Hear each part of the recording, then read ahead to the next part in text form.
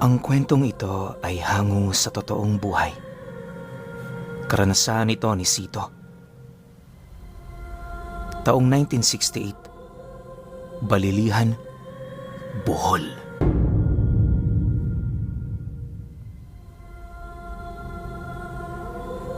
Milya-milya ang layo ng tahanan nila Sito sa sentro ng baryo ng Balilihan.